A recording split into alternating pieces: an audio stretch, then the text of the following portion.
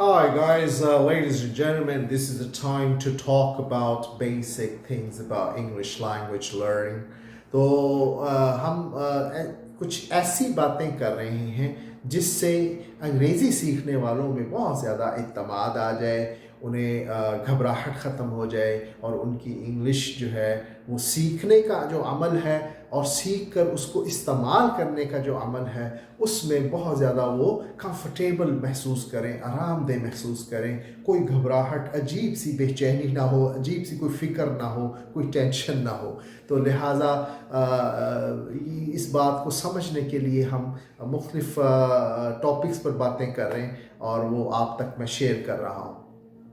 तो बात यह है कि इंग्लिश ग्रामर के बारे में बहुत से लोगों के कुछ ख़यालात हैं कि इंग्लिश ग्रामर जो है वो क्या चीज़ है और वो किस तरह से इम्प्रूव होगी, और उनके जहन में उनके बारे में मुख्तलिफ़ सवालात होते हैं। तो कोई कहता है मैंने ग्रामर के साथ इंग्लिश बोलनी, कोई कहता है ग्रामर के बगैर बोलनी है, कोई कहता है मुझे वो आप इंग्लिश ऐसी मुझे आ जाए कि मुझे जो है वो ग्रामर से जान छूट जाए और मैं इंग्लिश में आराम से बातें कर सकूं। तो इसके लिए ये हमें समझना होगा कि इंग्लिश लैंग्वेज में ग्रामर जो है वो क्या है, क्या चीज़ें हैं। तो ग्रामर में क्या सिर्फ वो टेंसेस और active voice, passive voice, direct indirect वगैरह हैं या कुछ और चीज़ें हैं। तो ग्रामर को आप अगर बहुत ज़्यादा आसान लफ्ज़ों में ग्रामर को समझना चाहते हैं तो आप ये समझ लें कि ग्रामर को पढ़ने का जो आगाज़ होगा, जो स्टार्ट होगा, जहाँ से बात पहला सिरा ग्रामर का शुरू होगा, वो पार्ट्स ऑफ स्पीच है।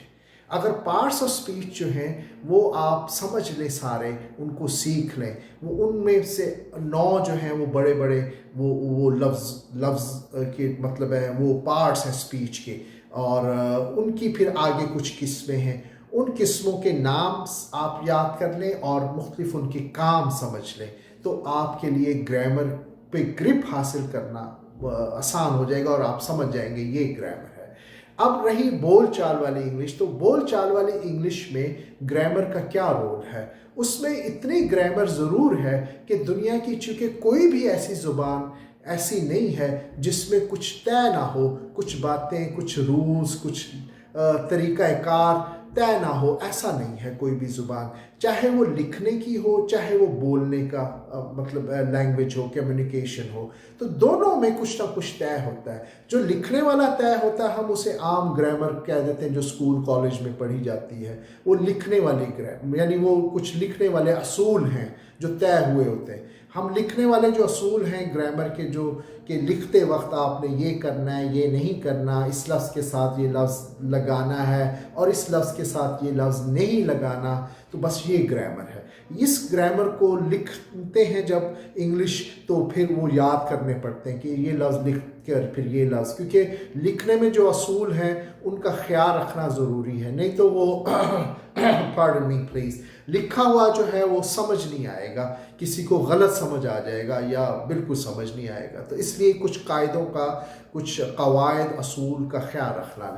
लिखने वाली इंग्लिश में। और बोलने वाली इंग्लिश में आपने क्या करना है? बोलने वाली इंग्लिश में तो बहुत सी गुंजाइश मौजूद है, बहुत सारी चीज़ें हैं जिनको जो कवर कर देती हैं, यानी आप उस लिखी हुई ग्रामर से बचकर भी इंग्लिश बोल सकते हैं, उससे हट के भी, टेंसेस से हट के भी, और डायरेक्ट इनडायरेक्ट से हट कर भी, एक्टिव वॉइस पैसिव वॉइस के ख़ास असूलों से कुछ हट कर भी आप काम चला सकते हैं। बोल चाल की दुनिया में जो आसानियां हैं वो क्या क्या आसानियां हैं वो आपको पता होनी चाहिए, ताकि आप में ये लिहाज रह सके कि यार मैं जो स्कूल कॉलेज में इंग्लिश सीखता हूँ किताबों से, वो होती है फॉर्मल लैंग्वेज, वो ग्रामर वाली इंग्लिश होती है, उसी के असूलों के मुताबिक, कवायद के मुताबिक बोलने की कोशिश करते हैं तो आपको बहुत सी मुश्किलात आ जाती हैं, आप बोल नहीं पाते या घबराहट होने लगती है या याद नहीं रहती, क्योंकि वो बहुत सी चीज़ें ऐसी हैं। तो इसमें बोल चाल वाली इंग्लिश में आपको थोड़ा सा अपने आप को आज़ाद करना होगा। थोड़ा सा उस असूलों से और कवायद से जान छुट सकती है आपकी आराम से, और बोल चाल की दुनिया में आपको कोई ये नहीं कहेगा आप गलत बोल रहे हैं, आपकी इंग्लिश गलत है, ख़राब है, ठीक नहीं है, ऐसे नहीं कहेंगे अगर आपने बोलने के कुछ असूलों का ख्याल कर लिया। तो बोल चाल की इंग्लिश में सबसे बड़ी आसानी ये है कि आपको बड़े बड़े फ़िक्रों में बातें करनी ज़रूरी नहीं होती। बातें करने के लिए आप बहुत सी बातें करना चाहते हैं, आप लफ्ज़ों से भी बोल सकते हैं, सिर्फ लफ्ज़, जुमले नहीं, फ़िक्रे नहीं बड़े बड़े, कोई पैराग्राफ नहीं, कोई इतने बड़ी बड़ी मतलब है स्टोरीज नहीं बोलनी पड़ेंगी, लफ्ज़, सिर्फ अल्फाज।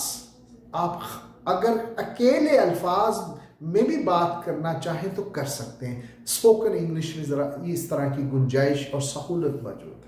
मसलन आपने कोई बात किसी को समझानी है, किसी इवन बच्चे से आपने इंग्लिश में बात करनी है, आपको कोई बड़ा फ़िक्रा बोलने की ज़रूरत नहीं पड़ती, आपने घबरा के यहाँ से सब्जेक्ट वर्ब ऑब्जेक्ट का बहुत ज़्यादा ख्याल रख कर गुफ्तगू करने की कोशिश करेंगे, कर सकते हैं, मतलब मना नहीं है, लेकिन अगर आप खुद ही आप मुश्किल में फंस रहे हैं, आप बच्चे से छोटी सी इंग्लिश में सिर्फ लफ्ज़ बोलकर उसे बात काफ़ी सारी गुफ्तगू कर सकते हैं। मसलन आपने बच्चे को बुलाया और आपने उसे कहा भाई इधर आना, अब यही वाली सारी बात मैं इंग्लिश में करूँगा, ठीक है, सिर्फ लफ्ज़ बोलूँगा। बच्चे को आपने बुलाया, आपने कहा ज़रा इधर आना,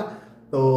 वो आ गया, उसने कहा जी, तो आपने कहा ये जो है ना ये गिलास यहाँ से उठाओ और वहाँ जाके ना वो रख दो, और फिर वहाँ से जो है ना वो चम्मच ले आओ और फिर वो चम्मच ला के ना वो मुझे दे दो। अब ये सारी बात आप सोचेंगे मैं ये सारी बात कोई आपको ये वाला मैसेज आए दिमाग में, जहन में, और आपने ये गुफ्तगू इंग्लिश में करना हो तो आप सोचेंगे मैं कैसे करूं, you please, you take, bring, और ऐसे लफ्ज़ मिलाएंगे, सब्जेक्ट सोचेंगे, वर्ब ऑब्जेक्ट, तो आप उस ग्रामर की उलझनों में पड़े रहेंगे और आप कम्युनिकेशन नहीं कर सकेंगे। हालांकि आप सिर्फ अब लफ्ज़ बोल सकते हैं। अब आपने यही वाली बात कैसे की बच्चे से, आपने कहा हे हे, एक आवाज़ है अंग्रेज़ों की, हे हाय, ये आवाज़ बुलाने के लिए किसी को, या एक्सक्यूज़ मी, एक पूरा लफ्ज़ है फॉर्मल सा, रस्मी और गैर रस्मी, हे हाय हाय, या उसका नाम ले दिया, हाय अली, हाय अकबर, हाय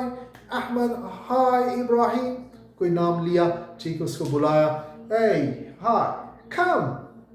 कम। अब कम का मेरा म्यूजिक आप सुने कि मतलब मैं ये म्यूजिक यूं भी कह सकता था, कम कम,